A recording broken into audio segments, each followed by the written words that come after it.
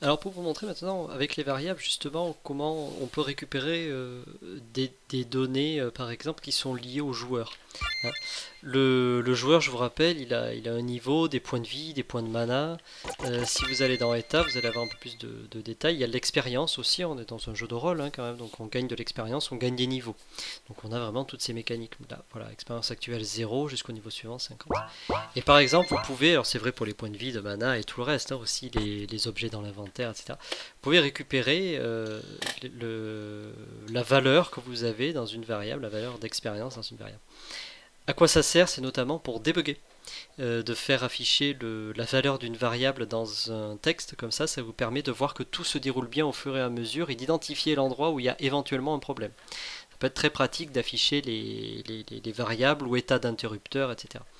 Là, ce que j'ai fait sur la statue, c'est qu'elle me donne 50 d'expérience à chaque fois.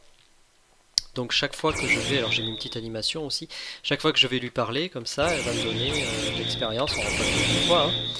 Là, si je demande combien j'en suis à 350. Vous voyez. État, hop, 350. Voilà. Si je continue, ça va monter de 50 en 50, à chaque fois, voilà, 500, etc. Alors comment on fait en termes de code? C'est très simple, juste, bon, d'abord sur la DS, on a fait modifier l'expérience. Hein, c'est quelque chose qu'on trouve, hop, dans le premier onglet, modifier l'expérience, ici, groupe entier ou pour Emily en particulier, augmenter de, voilà, j'ai mis 50.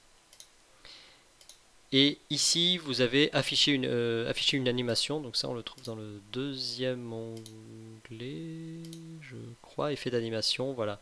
Afficher une animation, et genre, je suis allé chercher une un peu au pif. Ce qui est mal fichu, c'est qu'on ne peut pas tester ici quel type d'animation c'est, il faut aller dans la base de données.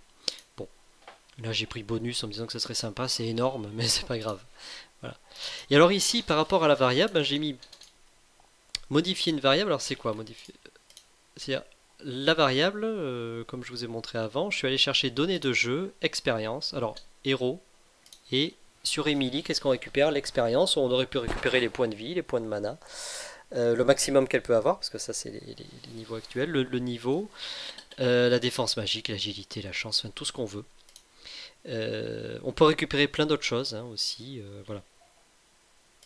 Et à partir de là, j'ai simplement fait afficher la variable. Alors comment on fait pour faire afficher une variable dans un champ de texte? Ici, j'ai simplement écrit variable égale, etc. Ce qui est intéressant, c'est ça.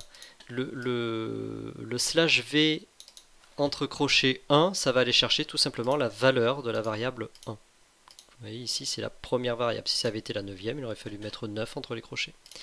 Voilà comment on peut récupérer dans un champ de texte une variable. Alors ce qui peut être intéressant aussi, parce que alors pour le débugage, je l'ai dit, hein, moi c'est par exemple pour tester le vol à la tire dont je parlais avec des valeurs aléatoires entre 0 et 100, je faisais créer une variable donc entre 0 et 100, et je sais pas, en dessous de 50, en dessous de 50 on perdait, au-dessus de 50 on réussissait le vol à la tire. Et je crois il y avait un truc aussi en dessous de 5 ou 10, on se faisait prendre. Voilà, donc ce qui pouvait poser plein de problèmes. La façon de faire, donc, c'était de générer une variable aléatoire.